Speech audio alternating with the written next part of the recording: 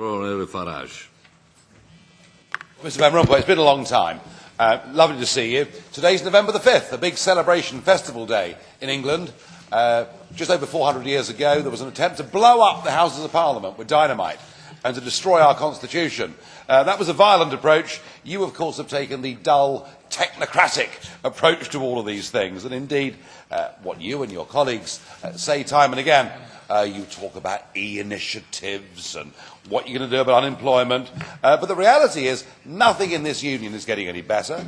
Indeed, the accounts, I thought it was 18 years in a row the accounts hadn't been signed off for. I'm now told that it's 19, and you're doing your best to tone down any criticism.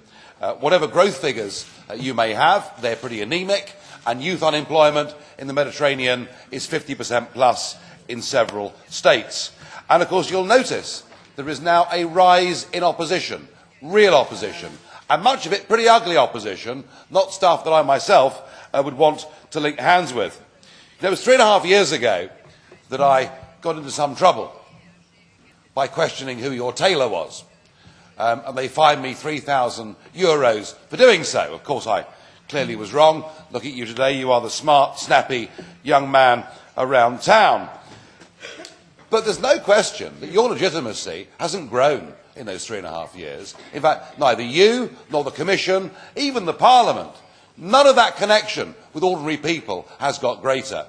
And that's why there is an electoral storm coming. You know, something very dramatic is going to happen in the third week of May next year. But you can stop it. You can stop these dark forces, as you see them, swarming into this Parliament by actually admitting openly that the time has now come to legitimise or otherwise these institutions by holding free and fair referendums in the Member States as to whether your position should even exist. Because the French and Dutch said, Mr Van Rompuy, you shouldn't exist.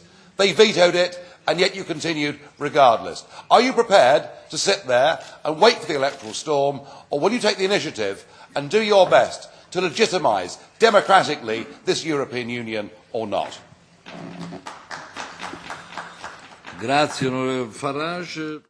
Toute dernière remarque, il y a 3 ans et demi, on me disait que j'avais l'allure d'un employé de banque. Maintenant, à moi seul, je peux arrêter une tempête électorale. Voilà, c'est une évolution invraisemblable qu'un homme puisse avoir la capacité d'arrêter une soi-disant tempête électorale. Comme évolution, ça peut compter. Si ce ne venait pas de vous, Monsieur Farage, je m'en réjouirais, mais puisque ça vient de vous, ça ne m'intéresse pas. Merci beaucoup. Grazie. Grazie, onorevole Van Rompuy. La parola onorevole Farage. Well, just for a moment there, it got fun. You got angry with me, and it all became impassioned, and that was brilliant. Because prior to that, it was the usual dirge, wasn't it? It was Mr Van Rompuy talking about a single supervisory mechanism, a resolution fund. What real people are talking about is the lack of jobs, the insanity of, in our case, opening the doors next year to the whole of Romania and Bulgaria.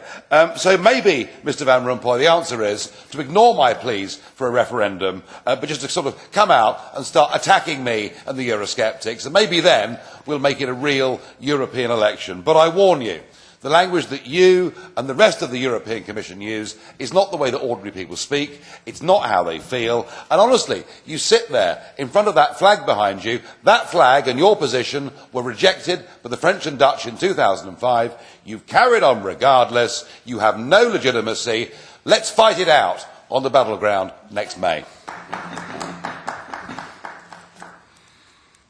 Grazie, onorevole Farage.